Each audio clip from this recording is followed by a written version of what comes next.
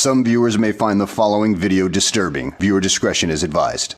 Hey everyone, welcome back to Board Games Unlocked, and Brad and I are doing our top 5 disappointing games of 2025. These games are not as bad as the ones that are on our worst list, so if you haven't seen that, go check that out if you want to hear us shit on some games.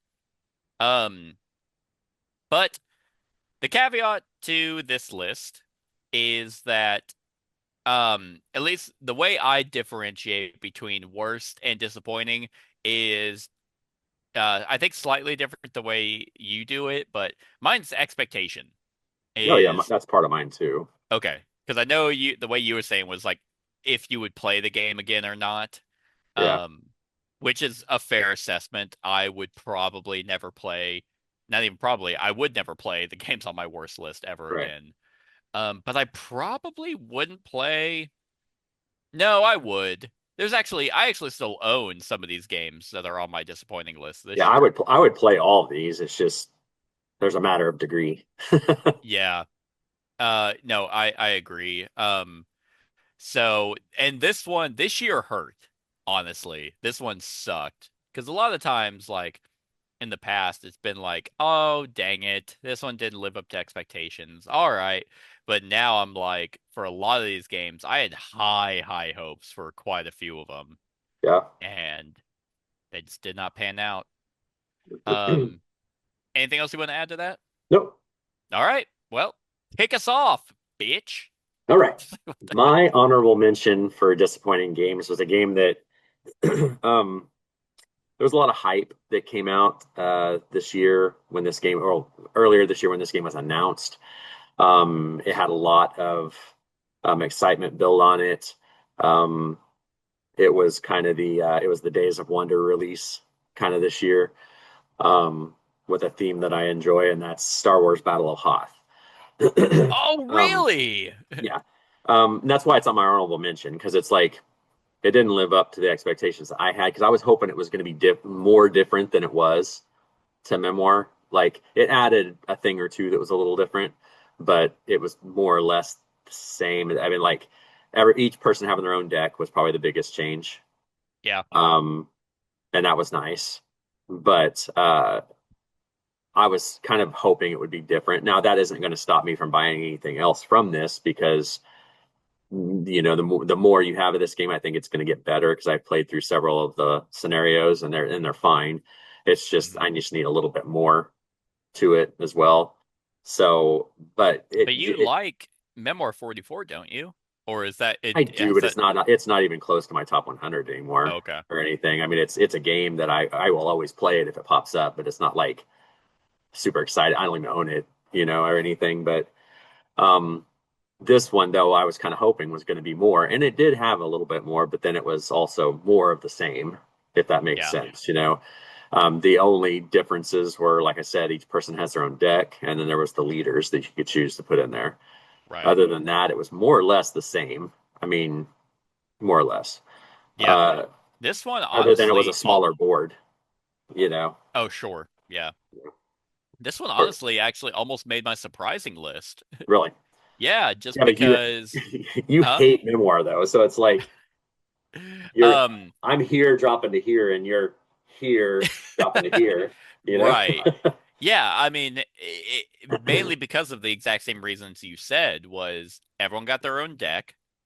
And the leaders. Like that was enough to make it not be like a game of random luck draw. Not only luck of the dice of did I hit or not, but oh maybe I'll get some fucking good cards that'll let me activate my units. Um, Through a shared deck like Memoir does. Right. Yeah, I mean this one was more of like now the Star Wars IP does nothing for me at all, but with the different scenarios, all centered on Hoth, which is I guess kind of lame, but at least there's some consistency. Um, and there's also no historical background to make Right. to be like, well, the Germans won this battle, so they're gonna have an advantage in this game. It's like that's not balanced or fair. Yeah. Uh, this doesn't have that. It's like now is it the most exciting game in the world? Absolutely not. Right. That's why I it didn't make my surprising list, but it I was in the running. I think they're going to just from hearsay. I think they're going to try different zones, like indoor with Mm, the Ewoks and the stormtroopers and stuff like that, and do different zones because the cover of the box it says, I think it says like Galactic something series or something Crusade like or that, Galactic Galactic Battles. Battles. So it's like Ah, I think there's going to be more, that's eventually going to come through, sure. like as a series. So I'm interested to see what that does. And I still like the game. It just didn't do enough to really like. But I guess if this is on your disappointing list, like even if they're like Battle of Endor, would you really still get it if you know It's Star Wars. I'm always going to get them because I'm going to try them to see do if you they own add anything Rebellion? else. Do you own I can't think of any other Well, Star Wars Rebellion games. is a difficult X-Wing? game. Do you own Armada? Do you own Star Wars I do have you own unlimited. Star Wars I have 1984, you fucking idiot? I have unlimited, lots of it. I have a lot of Destinies. I've had a ton of X-Wing twice. Never did play Armada because I had a bunch of X-Wing stuff. Right. And then we tried that one. It wasn't very good. The Imperial Assault. That one wasn't Oh my very God, good. from Fantasy Flight years ago? Yeah. But Yeah. and then Do you have Rebellion Star is Wars Queen's Gambit from 2000? I Big would love to fan. have that game. It's just like $300 or $400 to find a copy now. Oh, is it only Um that? Dude, that's how much we spend on mediocre kick. We just talked Well, about I know, but this Hogwarts. is just a Walmart board game. It's like, I'm curious, but no, actually.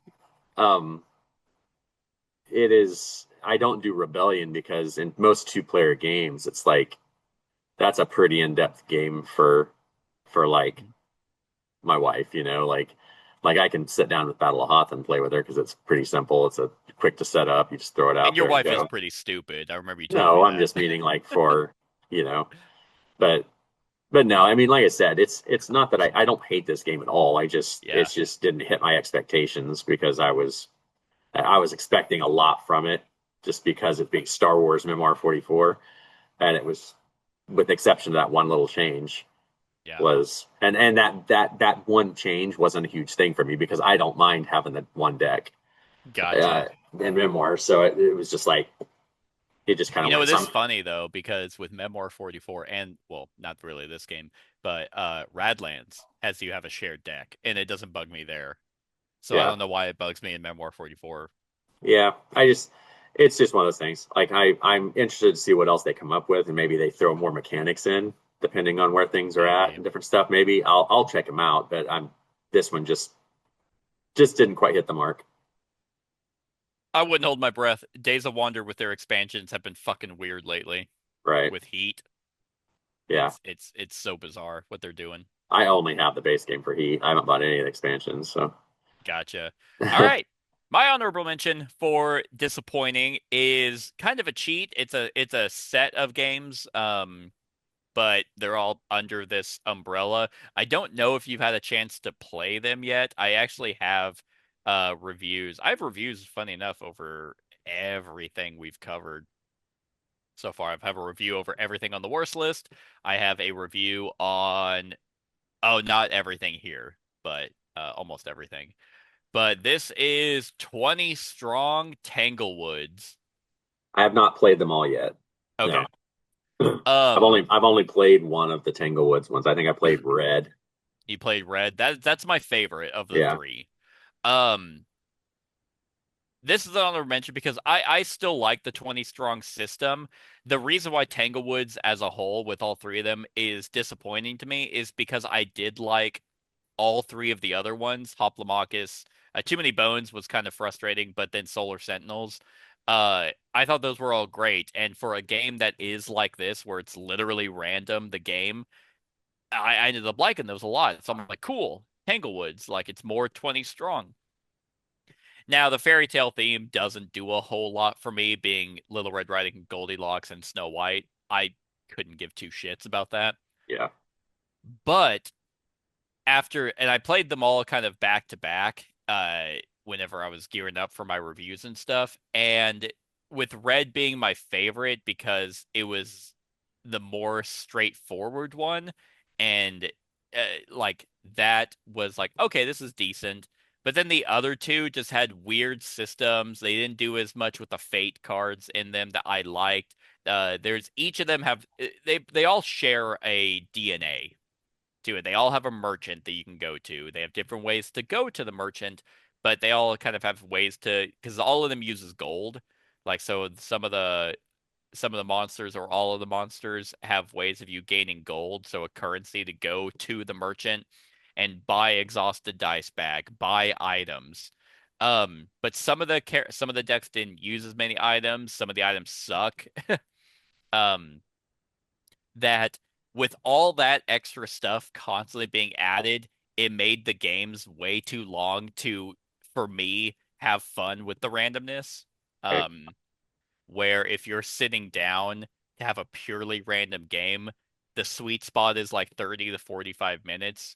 I have consistently had over an hour, Yeah, and I think mine that was around an hour too when I did exactly. red. Yeah. And it really, like, the randomness really starts to eat at me. And we see that with any game, not just 20 strong, but like Madara. I'll start off playing Madara, like having a great time, and over time I'm like wanting to fucking cut my wrist because the Yeah. dice are pissing me off.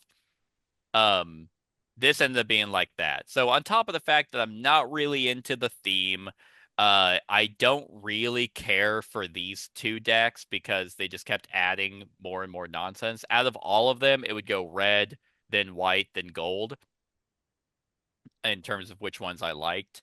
I liked red because it was the more straightforward one and actually had, because there's like you know the fate cards in red, right? Yeah. Oh yeah. How everything in that deck had a fate thing on the back. That was Mhm. cool.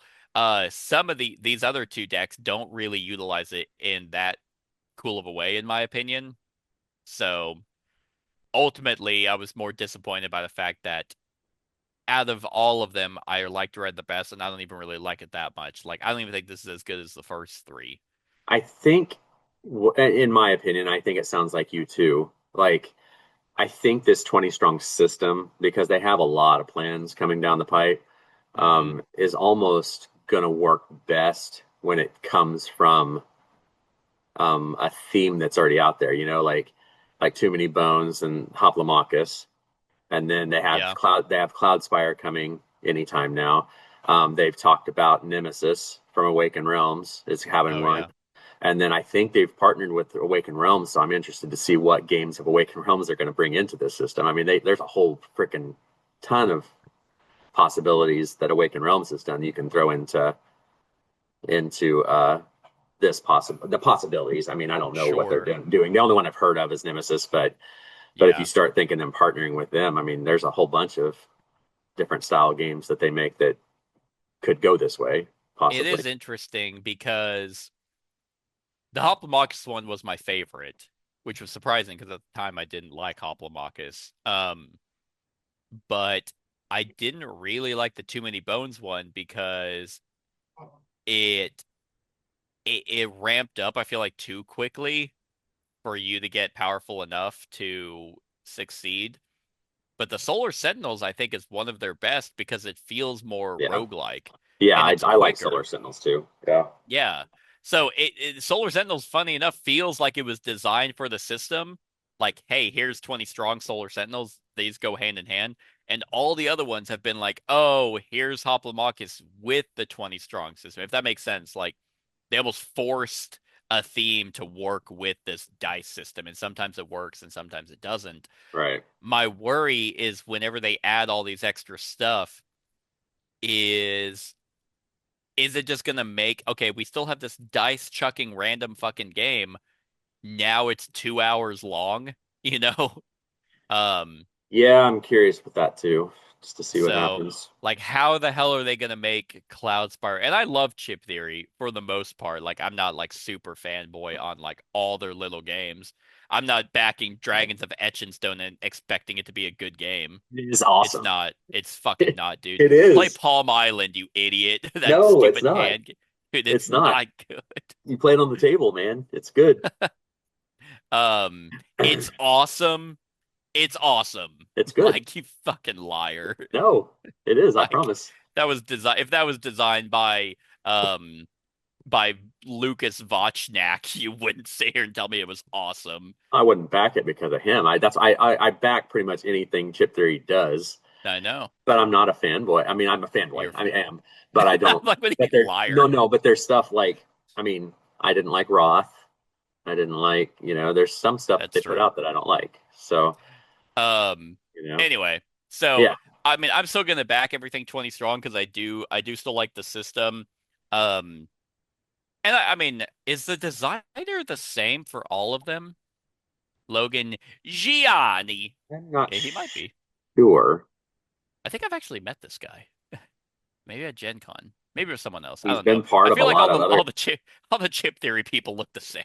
He's been a part of a lot of the other games that helped out Yeah. with, So Yeah. And then I was gonna do this Baba Yaga for the channel, and then it's like a campaign for the Tanglewood stuff. I'm like, fuck that. I'll have a meltdown.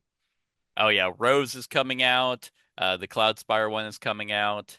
yeah, I'm ready for the Um, Cloud Spire to see what that does. yeah, I don't know. I don't know. So overall, I mean, it's still on here at number 6, the honorable mention, but I still have it. Actually, what was also disappointing for 20 strong is their alloy dice chip, which makes Yeah, sense because it's chip theory. I've never bought the alloy dice at all I for thought any they of were their gonna be good. games. Now, Yeah, again, this just is a testament to um chip theory as a company because I reached out to them with pictures of the metal dice kind of chipping, and they just yeah, sent me a full refund. yeah. Like I wanted replacements. Like I asked them for replacements. They're like, yeah, we can't really do that, but how about a full refund? I'm like, oh, okay. Like I didn't ask for that, but yeah, sure. So no, they're amazing. I'm a cuck boy for chip theory. I'm adjacent. While you're over there just hands on your hands and knees ready for them, I'm watching from the side. Man, hey, they haven't reached out to me since since I reviewed Hoplomachus. I wonder if it's the things I say. Um, I'm gonna go to Gen Con this year and go to talk to them. They're gonna be like, "Oh God, it's the chip theory cuck boy." Don't bring up my name, please. I don't know him. Yeah. So those are my number 6. Awesome. All right. My number five is a game that I've played a few times this year with you. Um, Ooh, and it's not, again, this falls into this deal. I mean, obviously I'm going to play this game again because we're going to finish this game. But the more we've played it, the more irritating it's kind of gotten. And we both kind of talked about it in that way, and that's interest, Stalker. interesting. Yeah, it's not like I said, it's because the first time we played it, cool. It took a while, but it was interesting. But then we've played that the second and third scenarios, or maybe in the third and fourth. I can't remember where we're at now, if we've done three Yeah, or four. we're on But 4. We've done 4. okay. But it seems like each time we're doing it, we're kind of starting to find the cracks a little bit. And not that Sure. that's bad. I mean, there's a lot going on in this game, but and the games have been taking. I mean, like we played this, and in 2 games it took us like what 5 hours, 6 hours to Something do like two that. games. Yeah, Which I mean, if that's your thing, that's your thing. That's fine. Um, I like the gameplay, but there's just some weird oddities to it. Like some stuff just with and it's always hard with line of sight, and it's always hard with different odds and ends and yeah. stuff. But this one, probably after the first play, I would have considered being a surprising game. Okay. But then it's just like the more we've played it, the more it's kind of fallen a little bit. Um, and I'm kind of hoping that maybe it picks up again, like as we get further into the campaign So and I stuff. looked. Yeah, I know exactly what you're talking about. So the biggest one that we're having issues with is the ticks. Like the rules keep referencing fucking more minis than there are in the game. It's like, hey, place 4 ticks. I have 2. I have 2 minis. What the fuck? Um, and some people were talking about the difficulty spike of like the B missions that we're on right Yeah. now. Because we've only done B1. We've done all A, 1, 2, and 3, and then B1. From what I was reading, the A missions are essentially your tutorial. Uh, Like they're kind of like meant to ease you into the system, and then the B missions on ramp up the game. Um, I actually don't mind the line of sight. I really like the simplicity of it. Uh, I think this game does a lot of things extremely well, but I can see why this would be on your list because it does that campaign thing, man, where it's like if people are playtesting this, they probably play one scenario Hmm. and then they're like, "Yep, it works," and then they don't get a chance to go any deeper to instruct the fucking designers, "Hey, this didn't really work." Um, over a long period of time. And I don't know if it's a sense of burnout or what, because I was talking to Devin yesterday. Devin, if anyone is watching, is in a ton of my campaign game series. The campaign games feel like work, like to do, honestly. It's a commitment. Like we were talking about game days, like the one me, you, your wife, and my girlfriend had. And that was a blast. We played a bunch of different games, and it's like, man, no recording, no obligation, just picking random games to play. That was super fun. And I was like, I'm trying to do more of those because even though while campaign games are a lot of fun, that's all we're doing. Hmm. So I can see why if we're sitting down and you're coming over to play this, that it's like, well, like, all right, each scenario isn't a banger. Yeah, and again, I don't dislike it. It's like there's a lot of cool redeeming things with this game, the action system and a lot of those things. I like Hmm. the stuff you can do with your player board and all your different options and stuff. Yeah. I think it's just like, did you ever figure out about the ticks? Has anybody ever said anything about why the discrepancy? I don't remember. Okay, I didn't know if you had found out or anything. But there's just a couple of weird things here and there, and um, I was just, you don't have to, you can keep talking. I'll oh just, no, I was looking at what it was being said, but yeah, so I didn't back this game. I love the world that it's in, so I kind of got my hopes up a little bit. The first scenario we had a lot of fun with. All the yeah, scenarios, most of the scenarios we've had fun with. It's not like it's been a kick, like we've been just dragging our ass through them and stuff. sure. It's just, it's just one of those things. It's just kind of like, No you know, fail forward as right. well. It's just You kind lose of a a mission, it's slog, just like, you do know, it again. right. So, you know, I look forward to finishing the campaign and going through it. Right. It's not like I'm petered out on it or anything, but it's just like, I think I got my hopes up when I was after that first scenario and looking at everything and, getting the hang of everything with it. And then it's just Yep. kind of like, how that, I mean, it happens. Sure. So, Yeah. Nope. I get it. I didn't think this would ever make your best. Um, I don't, maybe surprising. I could have seen it being on that list. But I'm not that surprised that it's on here. right. Your reasoning makes sense. All right. My number five. Yep, my number five. Again, like we were saying earlier, I don't think any of these games are bad. I actually still own almost all of them on here. Some of them I'm hoping get better with time and so on and so forth. This one is on here because of the previous game I like so much. And then this one, while I still own, I don't really have a desire to pull it out. Hmm. And this could be for a little bit of bloat, and that is Critter Kitchen. Interesting. I've almost picked this up because Amy has talked about wanting to get it. It's not bad. Like I have it at a 7. Like this is a good game. Um, like the organization is awesome. It's from Cardboard Alchemy, which if I'm not mistaken made Flamecraft. Yep. Okay. Yeah. Just want to make sure. And Andromeda's Edge. Wow. And I also have Flamecraft Duel on the way. Um, but Critter Kitchen is like that pseudo, fairy tale, not fairy tale, but fantasy is the word. Fantasy world where you are trying to make various types of recipes. And this game is also that type of game where there's a bunch of different mini expansions you can throw in. Uh, all organized in the base box. It's organized pretty well, for the most part. Um, but what you're essentially doing is kind of like Flamecraft is you're going to different different locations to gather resources of different Gotcha. values to make a different set uh of dishes. And you have criteria. There's critics that will come in.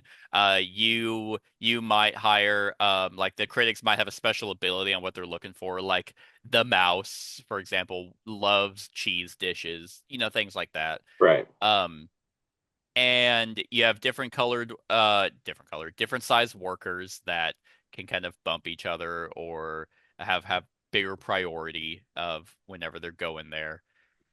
And at the end of the game is not necessarily that long, which is good. But each game I've played of this has kind of felt the same. Gotcha. Um, it's gorgeous production, like I said. The art is amazing. Uh, it's a serviceable game, but it almost feels like what's aiding this for probably a lot of people is its production. If you take away the nice wooden pieces, the insert that holds everything, the different little mini expansions you can throw in, the nice bag and all that, it is a standard resource management or set collection game. Whenever it's like, oh, hey, this time we need to make this wine and dine, which requires fish and cheese and mushroom. I don't know if that's cheese. I can't really tell from the picture, but um, if I do that, cool, I made that dish. And then you have other like secret objectives that you're trying to complete, or you have random ingredients, and you're trying to include more stuff onto like your plate to make it an exemplary dish. It it just is it's fine. Um, but unlike 20 Strong, this one was more of the fact that like I liked Flamecraft so much and I've played it always felt like it was right in its wheelhouse for the Right. game that it is.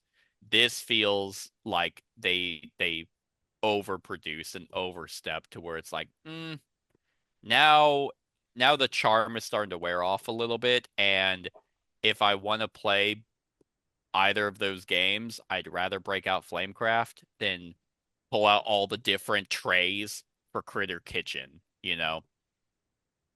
So again, while I think I still have it. Yeah, you Um, do. do I? Yep, I do. Uh, I'm like, can you see it behind me or No, something? no, I look around when I'm sitting Oh, there. gotcha. Yeah, so you fucking weirdo. Yeah, you do. Uh, so yeah, while I still have it and it's nice to keep in the collection, I haven't really brought it out since I like had my time with it. Right. Um, although the art on the food, this game will make you hungry. Yeah, it looks good. It's like, and it's always like the anime food or like it's like that cheese pull in the Goofy movie. It's like I'm gonna come. It's like so good. Hey, would you think the retail version of this would be decent? I mean, I know it's not gonna have like all the wooden stuff and everything, but gameplay wise, do you think it's worth it if to try out it I too? think it's worth trying out. Yeah. Like again, they have the a la carte expansion, um, adds more locations. Wow. Locations, sous chefs, like it adds more to the game.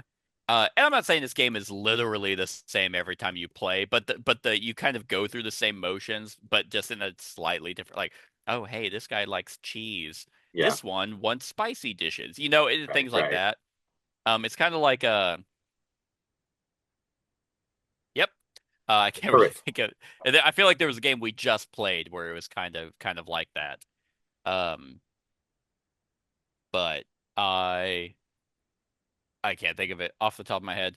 I think the retail would definitely be enough.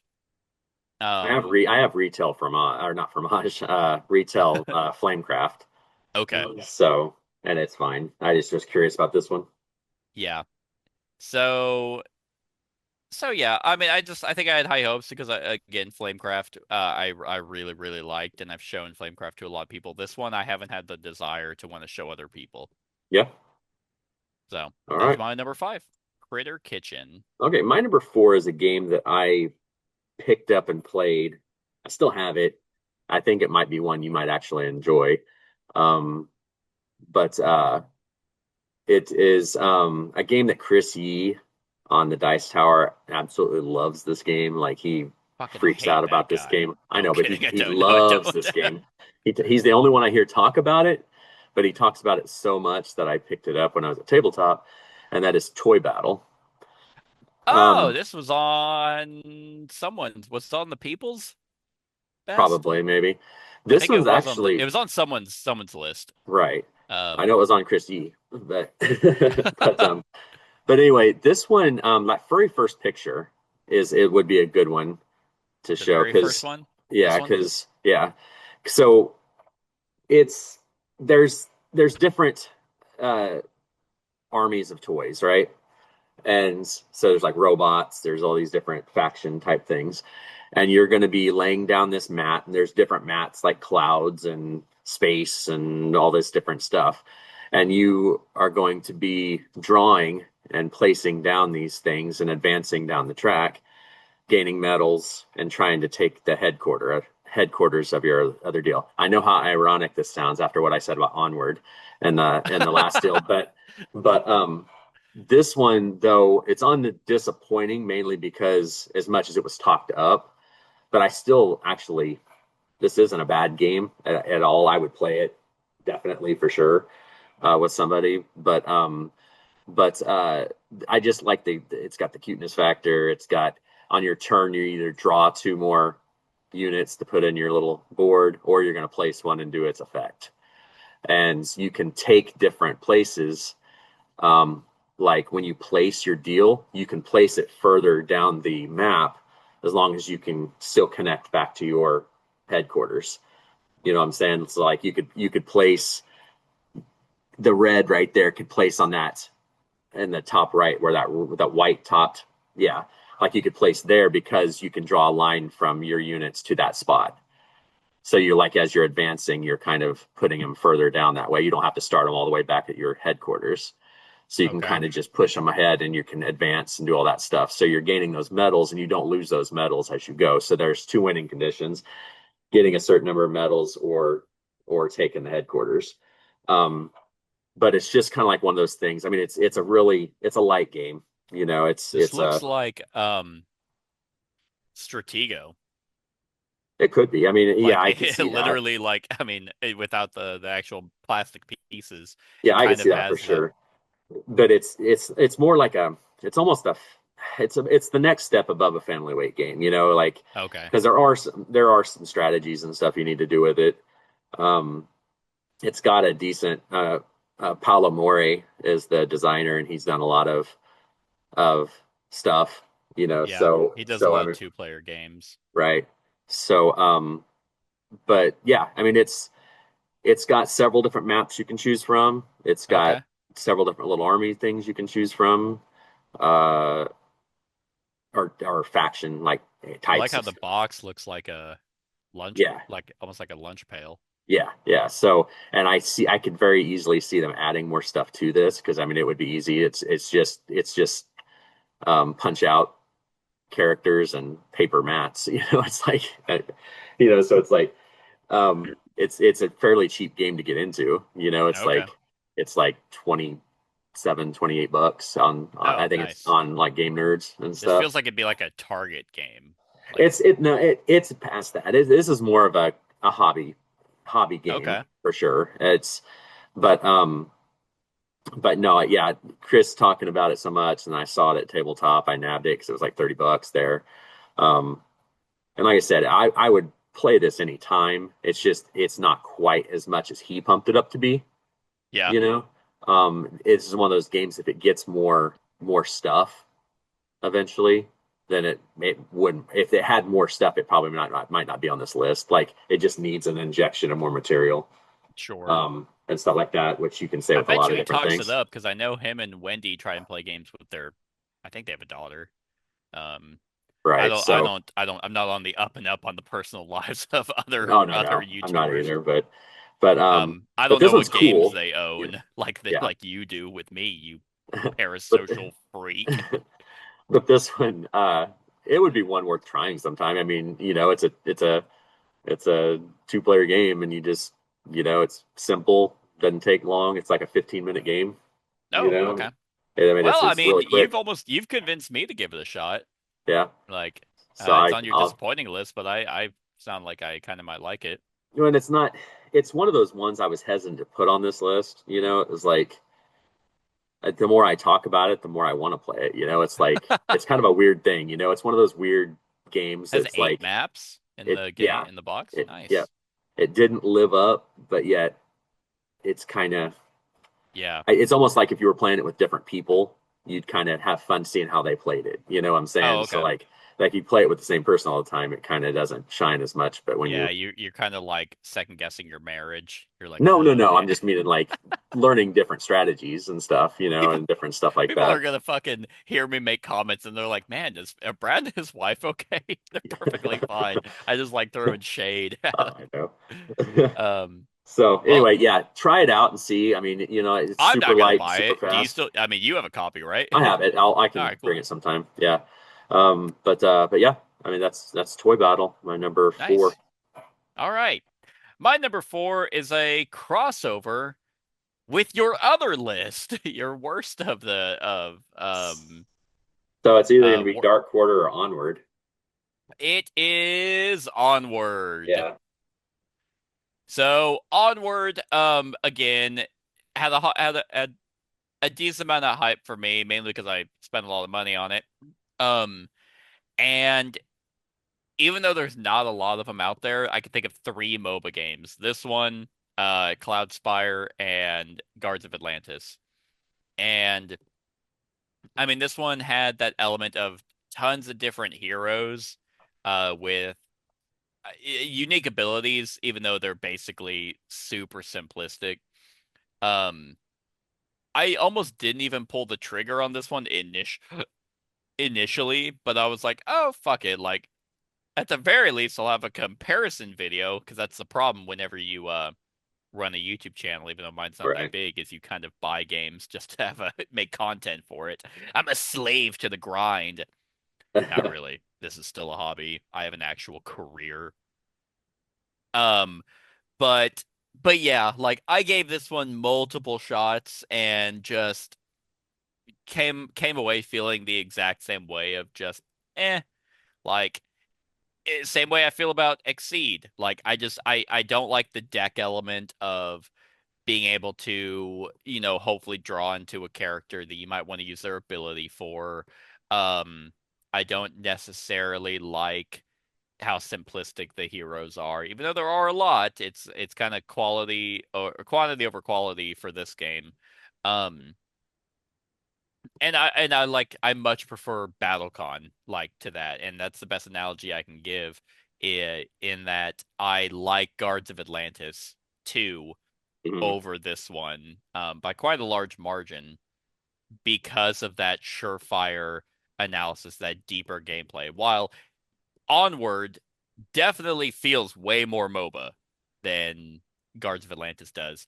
I just didn't like the tediousness of like, all right, now that I went, time to add minions. Oh, here we'll go through these lanes. The minions Right. will advance here. They'll now everyone puts minions back, and it just like it always felt very, I don't know, like the heroes didn't feel like that they were as impactful. I know they can be, but like I didn't really feel like the synergy was there as much. Um, When you could only fire them off once per like whole entire round, right? right, you can only activate one per round, then they'd be exhausted, and then Right. God forbid they get destroyed or killed, then it's like, Yeah. oh, okay. Like, I Yeah. guess they're out for a majority of the game. The game even tells you that it's ending at around round 3. Yeah. Um, I agree with you on the Guardian, how it just pops up on the exact same location. And some people in the comments of the discussion um came up with some pretty cool ideas where if someone's trying to really attack and kill it to get its ability, that you can heal them. Like so it's like you just prevent them from, but I think that the Guardian there was just, and maybe in playtesting they were like, man, this game is kind of lasting longer than we wanted to. Oh, throw in this big monster to try and help speed the game up. Well, and Um you have more experience with MOBA than I do, obviously, but is the writing on the wall about halfway through most MOBA games? in like video games, I have probably no experience as much as you do. I've played League once, Well, I haven't and that played was any for a video MOBA skit for video Mex. games. Um, the right. Well, that's the thing is Guards of Atlantis. The writing is not on the wall because they have multiple different ways for you to lose or Right, but win. I Like, felt when we played this, I knew you had won. Like like yeah, halfway through the game, I was like, it's over. Like there's nothing because they you just kept there's no way nothing yeah. I could do, you know? So essentially, yeah, basically for this game, it feels like if you have a lane that you are losing, um, you don't have enough that you can do to basically try and course correct. Especially if the game comes down to the timer where it's whichever player's nexus gets destroyed or not destroyed. That's the losing condition. It gets damaged the most. It's kind of like, okay, well then they just won. I know a lot of people will like this one mainly because it is quicker, it's easier to teach, it's not as sweaty. Um, there's a lot more in the game. Uh, so I mean, those are all qualifying, factors for a lot of people. With Guards of Atlantis, it's like it requires four, technically. Like you can't play it Right. at two and control two. It requires four. That I feel like the heroes are literally the focal point. It's basically two heroes fighting two heroes, and there are stationary mobs that basically modify the hero's attacks and defense. Right. Um, and there's lane pushing similar, but like this game actually has minions that advance and stuff, but I just didn't really like how that Yeah. system worked. Yep. I felt that the items weren't, they were just generic items that you can take, like, oh hey, +1 to your initiative. Ooh. Right. I hated the way the monsters worked. They were all literally the same. Yeah. Like all the monsters were in the same fucking spot. It's like I'll attack them. Wait, yay, that's 6 money. All Yeah. right. Um, So, so yeah, I think I'd be surprised. I don't think this is gonna be one of those games that you like both, where it's like I love Onward and I love Guards of Atlantis. I Right. feel like you're gonna be one or the other. Yep. I Um, agree. so so yeah, not a terrible game overall, but I mean, this honestly I could have eked out a 6, but because it was so fucking expensive, um, that also bumped it down quite a bit. And funny enough, Mike from One Stop just did his like competitive corner on this game, and he's like, "I love this game," and I was like, "You probably got it for free. No wonder you like it." Uh, but because I asked him in the comments, I'm like, "Have you played Guards of Atlantis?" And he was like, "No, I've heard it's great." But then he went on all the great things that I mentioned about this game. He was like, "That's why he's like, I probably like this one more." I'm like, "That's probably why most people are gonna like it more." Right. So this one is the one on the list that I ended up getting rid of. Yeah. I don't have this one anymore. So it's on here because, yeah, like while Skytear Games doesn't make a lot of games, and it's not even, it's, I guess, in the same world, it's nothing like Skytear Horde. Um, I was really hoping for a MOBA style game that wasn't sweaty like Guards and Guards Right. of Atlantis 2, while I still own, it does require four. Yeah. But prior to playing this, I played Guards at 4, and I was like, this is just way too good. So that's my number 4. All right. My number three, it was a game found project. I did not back it. It's based on an original game that came out a long time ago, and it was the first game in a series of games. And that's Above and Below Haunted. Ah, Um, this one, I like Above and Below. always have. It's always, I don't even, it's not my top 100 anymore, but it was always my favorite of that trilogy of games. Hmm. So when you got this and wanted to play it, I was like, sweet, I'm curious what's going to change. And the big change that they added to it was why it's on this list. Like, I didn't like the ghosts Yeah. at all. Like that was an unneeded thing. I mean, I don't. Other than that, I mean, because the game more or less is the exact same game. I mean, there's a couple of quality of life changes and stuff, Right. but but that ghost thing where you started getting interactive and people losing points if you had ghosts in your buildings and stuff like that. It was kind of weird. There was one ability you could get that the more ghosts you have, you actually get points for them. Yeah. But it was just kind of one of those things. It's more above and below, but they threw the ghosts part in, and it was just kind of weird. It's like it was interaction for, in my mind, no reason. Yeah. This is not a really an interactive style game, other than um, just trying to race to get your stuff and what you purchase and what people you hire and all that stuff. But doing the haunted thing, I guess I was kind of hoping for more stuff, you know? Yeah, like the above and below haunted theme.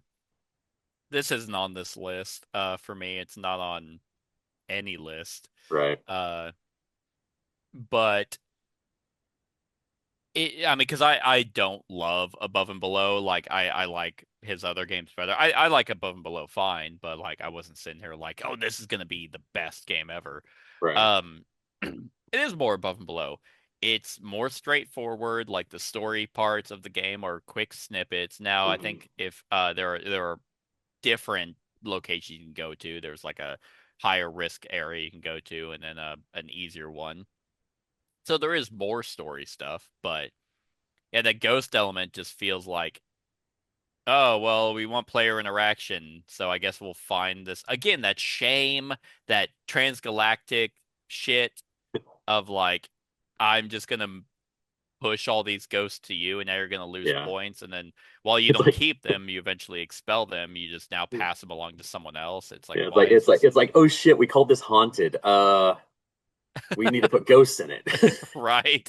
Yeah, they easily could have just done a different region.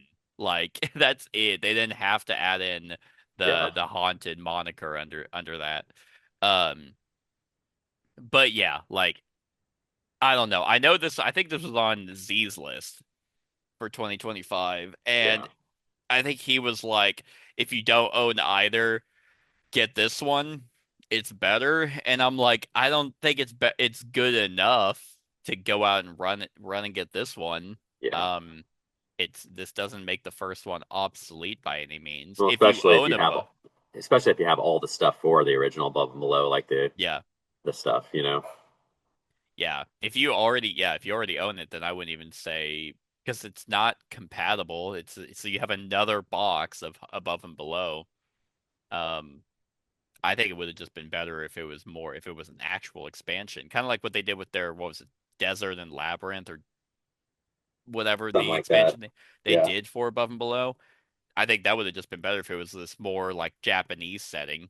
That would have been Right. cooler if it was like an expansion to Above and Below, and when you went and did like a story thing, you got ghosts that got you negative points, Right. and you just had to find ways to get rid of them versus like, anyway, I'm gonna send them over to you. Lose victory points now.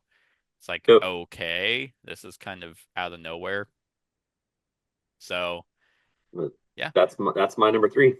I agree with you here. Um, nice.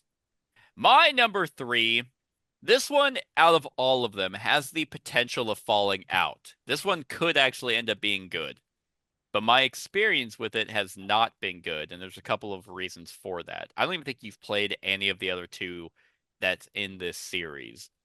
And that, so this one I had high expectations because I love the first two, and that is Wandering Galaxy, a Crossroads game. I have not. I like I played Dead of Winter. That's the only Crossroads okay. game I've played. Well, I'd probably at this point I would say Dead of Winter is not really in the Crossroads wheelhouse anymore. It definitely obviously still is, but it doesn't share the same DNA as these other three freelancers, Forgotten Waters and Wandering Galaxy. Yeah. Um, but because freelancers and Forgotten Waters are so good, like I really, really like those games, I was like, awesome, another Crossroads game. But this one feels way too like what's the word? Not bloated, but I guess bloated. There is so much shit for this one that it almost muddies the game a lot. Whereas like the other two were so like jump you into the story. The writing is hilarious. The writing is, clean and efficient for the scenario you picked. Going to the locations was easy. Moving around on the map, like Freelancers just has a map for the scenario you Right. pick, and then you just like, oh, let's go here. And then you do that.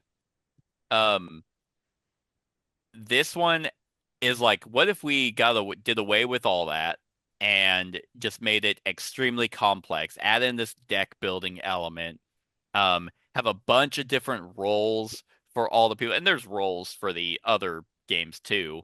But they were way more easier to manage. It's like, hey, we're gonna manage threat on this one. This one you have to manage like your shields and your health, and you have to manage like just different areas of the ship that it feels like it's more of a barrier to entry to jump into this game. On top of the fact, like that's funny. There's a picture literally of a teacher's guide of how to even set up. Like I remember trying to teach this game to people where I could have taught Forgotten Waters and freelancers to new players um and have them get into it. This one, it's like, okay, here's all the roles that you have to manage. Here's all the roles you have to manage, and here's how they interact with everything here. On top of the fact that there's still this booklet, which is great from the other two, it's still great here.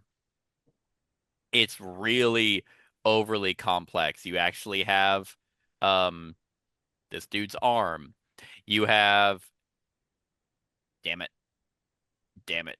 Like I wish there was like you have this entire galactic map and stuff that you move around versus just it being a checkoff sheet from freelancers. Um, and you have a bunch of different stuff. Like this is probably the more involved of the crossroads system, Hmm. but I think what made those other two so great is that it it was a short narrative adventure that you went on and then you were done. Right. Here it's like you have so much more Euro shit, more deck building, more game mechanics that it kind of takes away from all that, and you're kind of like, this one's exhausting. On top of the fact, now let me double check. Because I haven't checked in a while because I haven't had the interest to play this one since I've tried it. Um, let's see. Start campaign. Okay. It looks like the scenarios are out. Good. At the time, they were not. Like every time I logged into the app, it was like it would show me like a progress screen of like where they were at for audio, story, and all that. And what also bumps me out is while they do have like okay, so Forgotten Waters, for example, as I open it up and hit play now, so it has one, two, three, four, five, six scenarios that you can pick. And that's a good amount because the crossroads system, like you would even know from Dead of Winter, obviously there's no crossroads cards in this. It's all app based. So you can play the same scenario. Yeah, the story beats are going to be roughly the same, but you're going to have different things pop up that make the story a little bit fresh each time. So that's freelance, or that's Forgotten Waters. Freelancers, if I hit start quest, has one, two, three, has five scenarios that you go on, all with varying levels of difficulty in different maps. Wandering Galaxy, if I hit start campaign, has three. Now they could be more involved. Like they're longer, so you're involved you're engaged in the game a lot more. I don't know. Like I this one had such high hopes because the other two I think are phenomenal. And like I said, this one could be one of those games that joins them, but at the time of this recording, it's such a barrier to entry that I'm like, I don't know. I don't know if I want to keep giving it a shot. So, so yeah, that and because of how many roles there are and how involved they are, it's not a game that you want to play at like two. Like this is best at three. Three people say that, so that means nothing. You almost want more people to manage Yeah. the roles, but then you have to have more people who want to learn those roles. Yep. So I don't know. I don't know. This one was just a little bit of a shame. I do still own it. I want to give it its due diligence, but not right now. So Good. that's my number three. All right. My number two is a game that I should have known better than to buy it. And like I said, it didn't make my worst list, obviously, so it's there. But I fell into the hype of the Solo Crowd. And this is another game by the same designer of Hadrian's Wall. If you remember that one. I Uh, do remember Hadrian's Wall. yeah. This Do I one's still called, own that? I don't know, Do you know? Do I you still own borrowed that, mine. Brad? Huh? Huh? You I said, borrowed do I mine. still did I? Yeah. Back in the day when you lived in Independence. Don't tell people where I used to live. But They're gonna find my old house. I do Independence, own it. Kansas.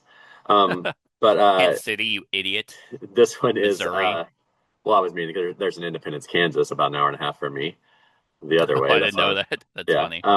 But it's called The Anarchy. Um, and it Oh looks man, that looks like Hadrian's well, right. Wall. And if you click that first picture down there in that list, I mean Oh it's my God. right, right. It's Hadrian's So Wall. It's the same game. so everybody, all the solo community that I follow with a lot, they were like, "Oh, this is so much better than Hadrian's Wall," and blah blah blah blah blah, and all that. And I was like, so I kind of fell into the trap, and I picked it up, and it's the same thing. I mean, it's not identical, so I mean, I know don't start leaving comments saying it's totally different, but it's virtually the same kind of game. I mean, it's a flip and right. Um, you're going to be attacked every now and again. You have to fend off stuff. You're trying to build your best deal. What the theme of it is you're in England and um, you're trying to impress the Empress, uh, and all this stuff and all this jazz. Somebody died, like the King of England died unexpectedly, and you're trying to fill spots and stuff. But you take on the role of a noble and you play for 5 rounds. You build your domain, defend their castle from attacks by the approaching armies. Um, storm strongholds, blah blah blah, all this stuff. And it's just the same. I mean, it's virtually I get the same feel of this game as I did Hadrian's Wall, and Hadrian's Wall wasn't like super impressive to me anyway. Oh, you didn't Um, like it? it was Interesting. fine. Like I played like a couple times, but it was just like I kind of kept feeling myself doing the same thing. Oh, you mean Like, like a flipping right? Like well, no, every fucking flipping right? well, right, like just like the same thing with Tend, Yeah. that we Mhm. played. Like I found myself doing the exact same things, or think about the game that I showed you. That farming Three one, Three Sisters. Sisters. I went every time I play that, I pretty much and follow the same deal. Yeah. It's like so that's why it's like the hype got to me on this one, and it's it's not the exact same game, obviously, but it's pretty much the same. It's Sure. like with stuff, and it was just kind of a letdown because I was kind of hoping for an actual unique flip and right game, but it was not. Yeah. No, I mean that's the genre, man. Like flip and right games are best when they're 20 minutes. Like Yeah, not when they're an hour long. Like unless every single sheet is different in a way to where you're gonna have to change your strategy. They're so like they're boring. Well, and this one took Um, me close to 90 minutes.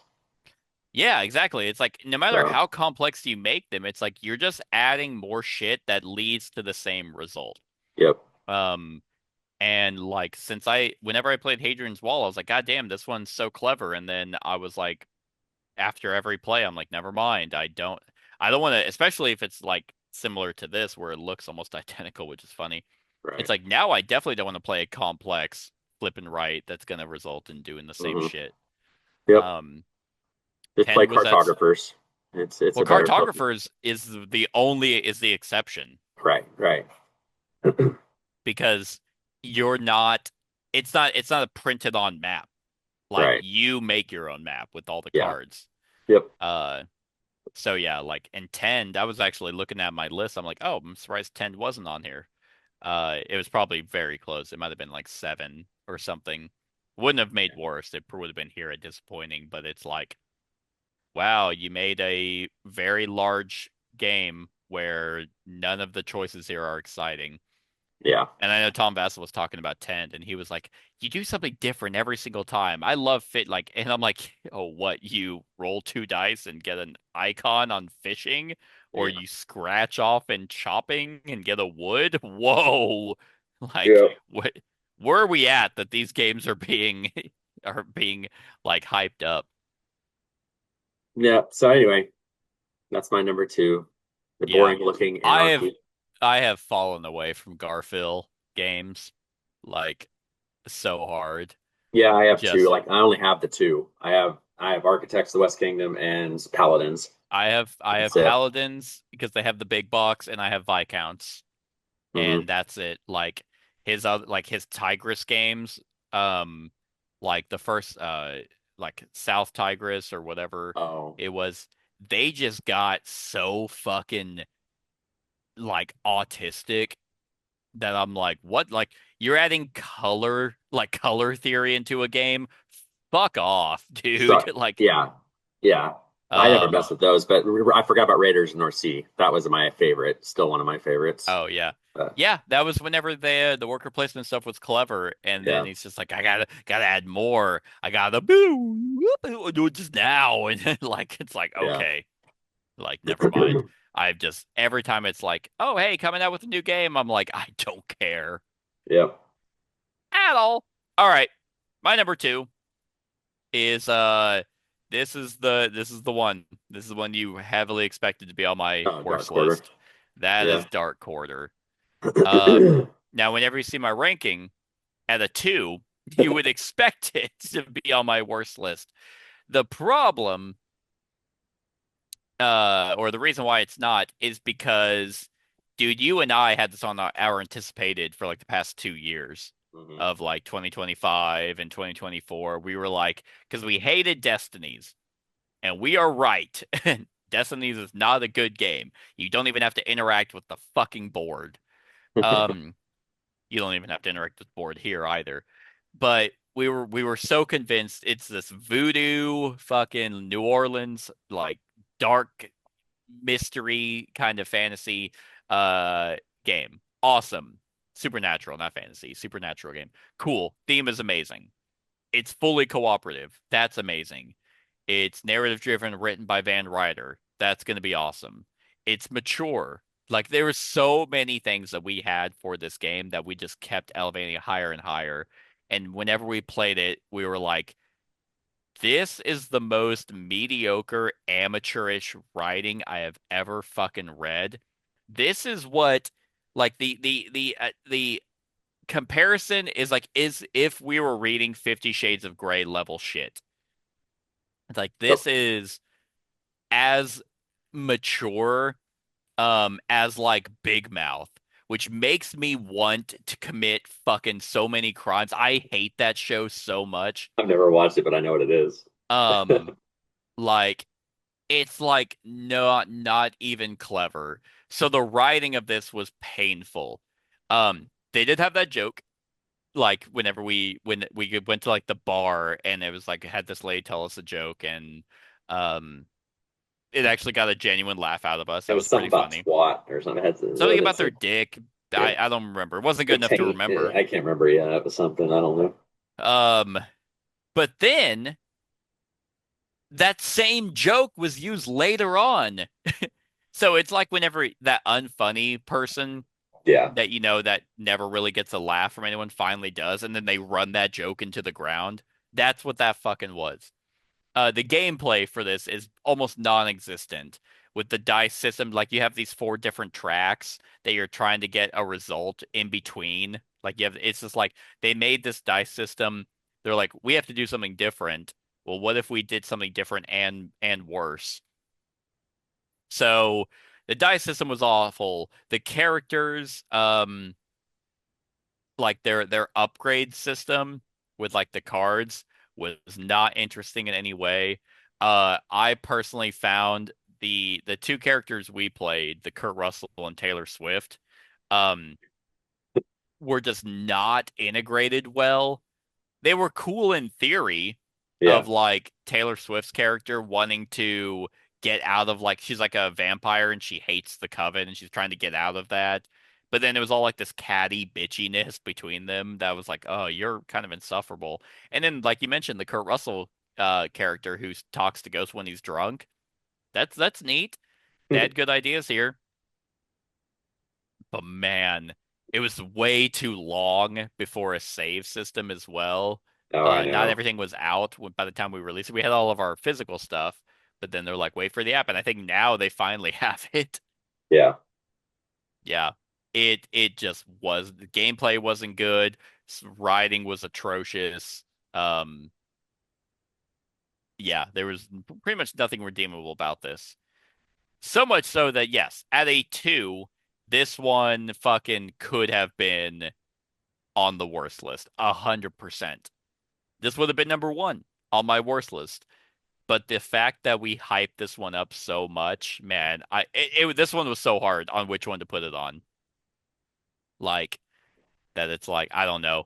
It's like it's so bad that it deserves I should have put it on both, honestly. On both lists, but I didn't. It's here just because it's so disappointing Yeah. that this could have been great. Right. That's my number 2, Dark Order. My number one pains me, but at number one.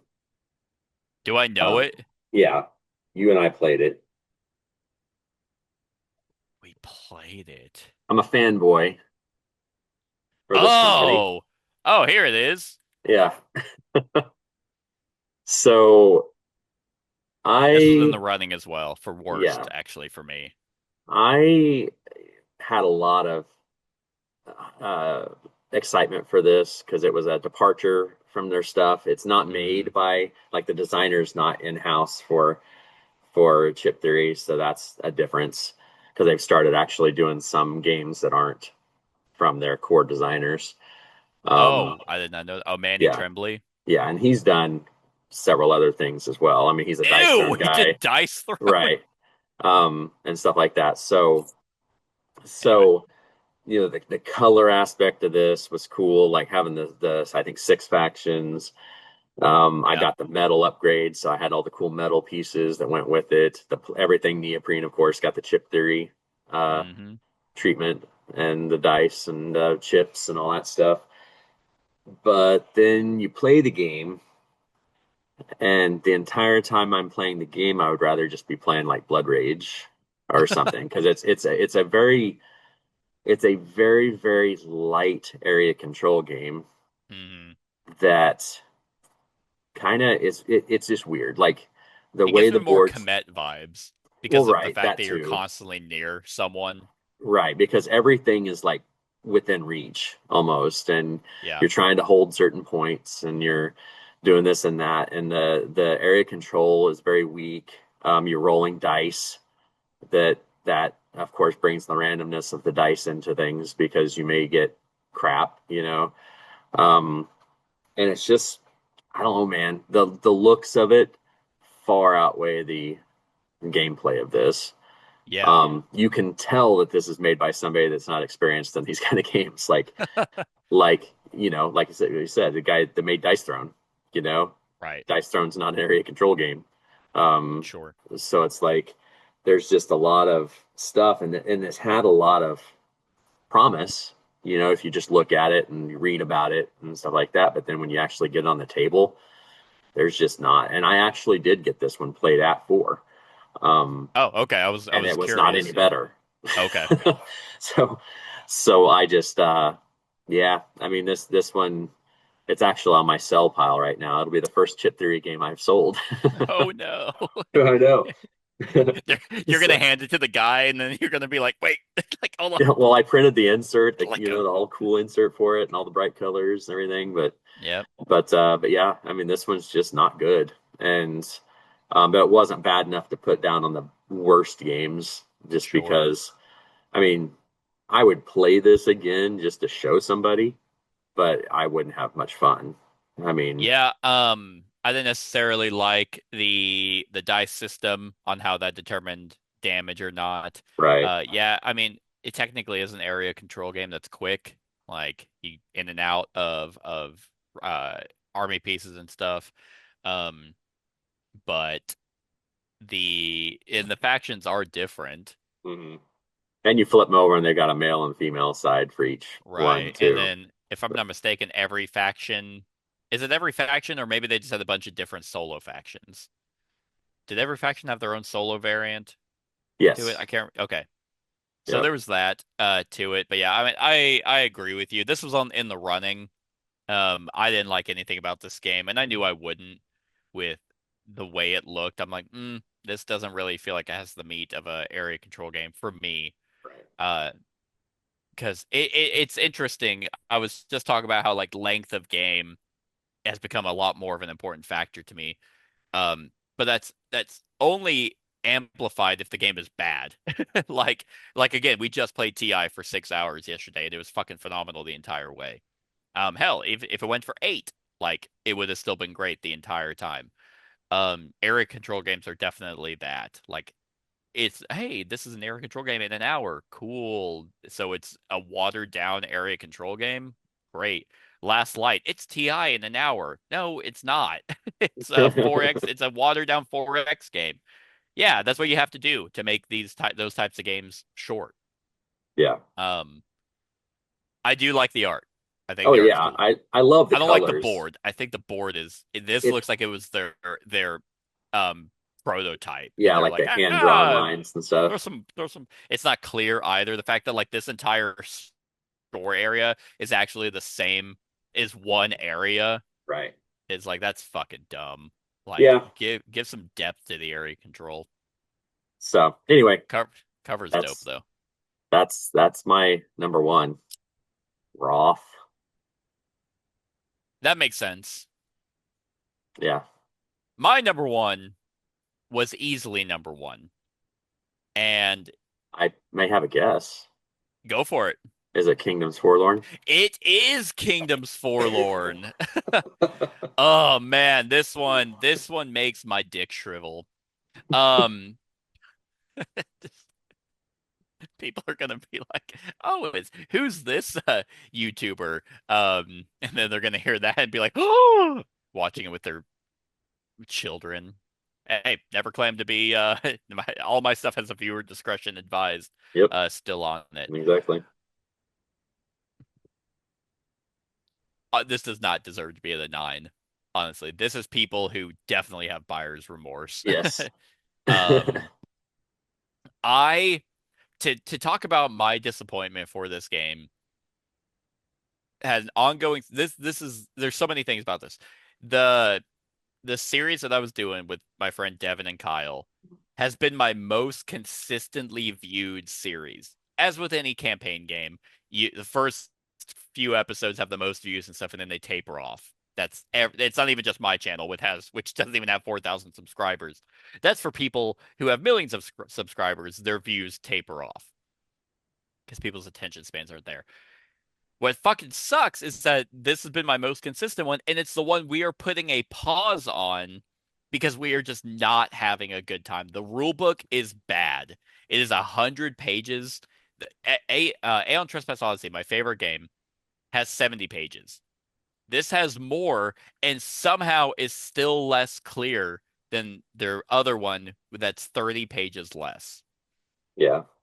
Um, this one had me involved in the fucking Discord, which I hate communities. Like I don't want to interact with them at all because they're almost always cancer in some way. I somehow got dragged into this one because one of the guys who comments consistently on my um Aeon Trespass Odyssey videos and Kingdoms Forlorn videos, he pulled me in because he was like, "Hey, here's their review." It was a very wonderful shout out, and actually a lot of people on that Discord were talking about how much they love the content. So that Right. was amazing. It wasn't like I was getting pulled in because people were like, "Fuck you." Right. Everyone was awesome, and everyone is saying pretty much the exact same thing about this game. Its loot system is terrible. Um, I'm not gonna go on and on about this one. I'll have two discussions coming out soon. Probably the second discussion for this one will be out shortly after this video, probably the weekend after. So go check that out. We are not quitting this series, but we are putting a pause on it because there are only two kingdoms right now. This game is built to be modular, where you have the story is written from the knight's perspective. So you pick a knight and you're going on like their quest. And each person is kind of doing that. They have their own unique knight book. The writing, phenomenal. It's so good. The boss fights, phenomenal. It's a tried and true system with Aeon Trespass Odyssey and Kingdom Death Monster. Um, and the same thing here. That's all great. It's delve phase, which takes way too long. Um, it's designed for you to go into a bunch of different kingdoms, and all those kingdoms have like different monsters and stuff that you can fight, different loot and stuff to explore, different tiles and exploration decks. Hmm. But as of right now, there's only two, and you learn those almost immediately. So it becomes very boring to go into these kingdoms because then you read the same stuff over and over. So Yeah. that's a slog. Um, the boss fights, whenever you kill them, um, so the game is designed to be in a bunch of different tiers. There's like mob tier, vassal tier, dragon, like devil. I can't remember. A king tier, dragon tier, devil tier. I think is how it goes. But like, and every monster has like two loot cards for each tier, so you see the gear immediately. Like first fight, okay, we've seen this monster's loot, so we don't really want it, and now we have to stay in this tier for like another 8 hours before you get to see something new. So yeah, so this one just is a slog to go through. Devin is like my guy who has a higher tolerance for the grind. Even he's exhausted from this one. So we're putting it on pause until Wave 2 comes out, where two more kingdoms will be introduced and more knights and more monsters and stuff. So maybe with a rotation of a bunch of different kingdoms and more mechanics that are getting thrown in within these kingdoms will give it some like a breath of fresh air each time we're playing. I don't know. I don't know like if that's actually gonna help with that, but we anticipate it should, because going through the same kingdoms every single time is so fucking like exhausting. So yeah, like this one was so disappointing because I love Aeon Trespass Odyssey, and I'm like, holy shit, a dark gothic fantasy version of that's gonna be amazing. And I'm like, wow, I don't want to play this right now. Yeah. So we'll see. We will see, because then I got their next big fucking box, Aeon Trespass Sins 12 Sins of Heracles. That'll be coming out next year. I still need the late pledge for Enormity. Maybe I can reach out to them and be like, "Hey, can I get a free copy?" Yeah. But nah, I'm not that good. So yeah, we shall see how Enormity stands, because I played the demo for Enormity, and uh, the demo was solid. I played the demo for this one too, and I mean, in that short snippet, I was like, "This is gonna be awesome." Yeah. Again, that fucking campaign thing where you get deeper and deeper into when you play it consistently. It needs to be a banger almost every time. Yep. So, yeah, that was my number one disappointment of 2025. All right. Such a shame. All right.